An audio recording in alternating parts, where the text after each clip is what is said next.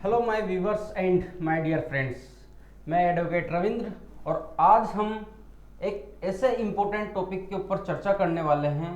जैसा कि आपने थंबनेल में देख ही लिया होगा, डिजिटल रेप के बारे में। आखिर क्या होता है ये डिजिटल रेप? डिजिटल रेप किस प्रकार से किया जाता है, क्या आप जानते हैं? आज से पहले आपने कभी ना कभी या फिर आज से पहले आपने डिजिटल रेप के बारे में सुना या नहीं सुना?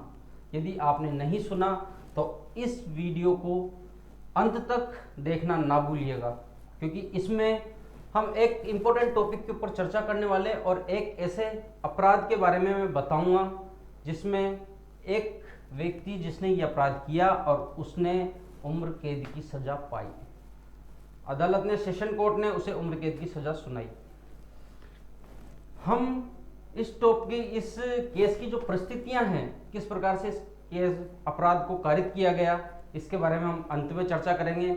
सबसे पहले जो इम्पोर्टेंट बात है, इम्पोर्टेंट जो टॉपिक है, उनके ऊपर हम चर्चा करते हैं कि ये मामला कहाँ का है।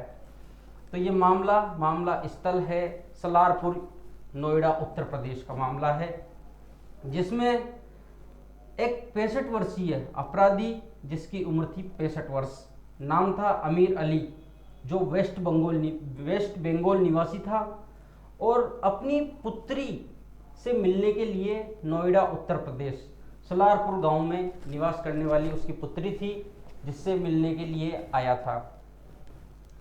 आखिर डिजिटल रेप के बारे में ये आज से पहले कभी देखा गया है? आज से पहले नहीं, इसे 2012 में जब निर्भया कांड हुआ उसके बाद में ये चर्चा में आया और इसमें एक कमेटी का गठन किया गया है, जिसके तहत जिस कमेटी ने रेप को कई भागों में बांटा है, जिसमें से एक भाग ये भी है जिसे डिजिटल रेप के बारे में हम जानते हैं। आखिर जो अमीर अली है, अमीर अली को किस तरह उम्र कैद की सजा सुनाई, किन सबूतों के तहत, या ऐसे कौन से एविडेंस हैं जिनके तहत उसे उम्र कैद की सजा सुनाई? अमीर अली वेस्ट बंगाल से अपनी पुत्री, जो सलारपुर यूपी उत्तर प्रदेश में रहा करती थी, उससे मिलने के लिए आया था।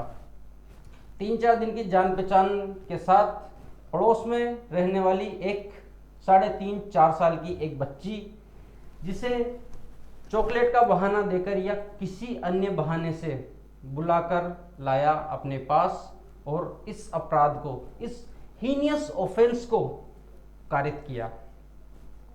अब आप जानते हैं कि एक 3.5 साल की लड़की और यह 4 साल की लड़की कितनी ही मासूम होती है, और उसके साथ ऐसा घिनौना अपराध, समाज के प्रति एक घिनौना धब्बा है।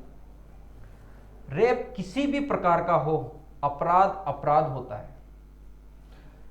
जैसा कि अमीर अली ने जब इस घिनौने अपराध को कारित कर दिया, तो बच्ची के जो पेरेंट्स थे, जो गार्जियन थे, उन्होंने पुलिस थाने में जाकर एफआईआर दर्ज करवाई और एफआईआर दर्ज करवाने के बाद जब जांच की गई तो जांच में पाया गया कि हाँ, वास्तव में बच्ची के साथ रेप किया गया था और साक्ष्य और सबूत के मुताबिक, साक्ष्य सबूत के तहत अमीर अली को अरेस्ट किया गया और कुछ ही समय पहले उन्हें उम्र कैद की सजा सुनाई।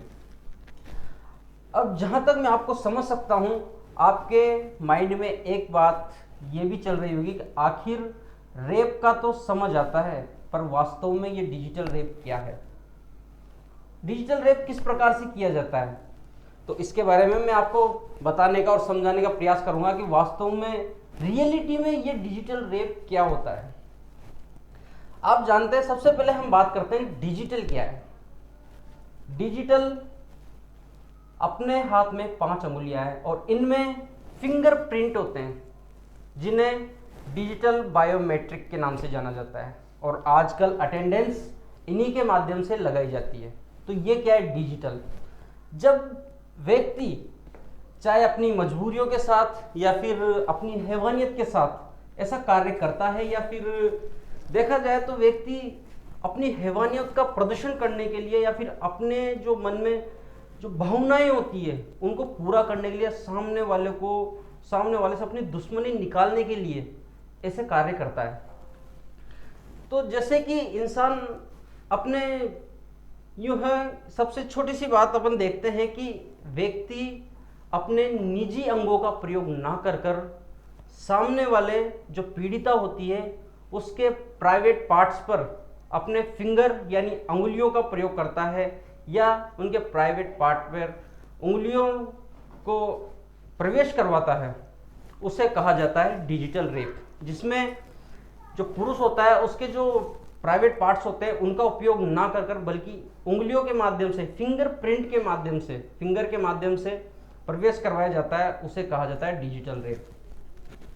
और साथ ही साथ इसमें यूँ भी देखा जाता है कि ये घिनौना अपराध है, ये समाज के प्रति बहुत ही शर्मनाक कृत्य है।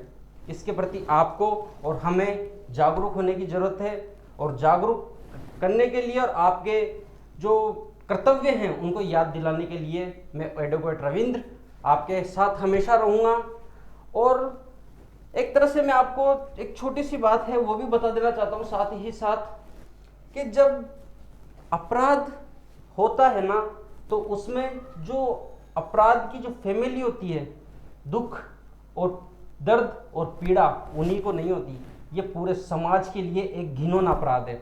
इसलिए आपको और हमें मिलकर इससे लड़ाई करनी है, इसका सामना करना है कि समाज में किसी भी तरह से ऐसे अपराध नहीं होने चाहिए।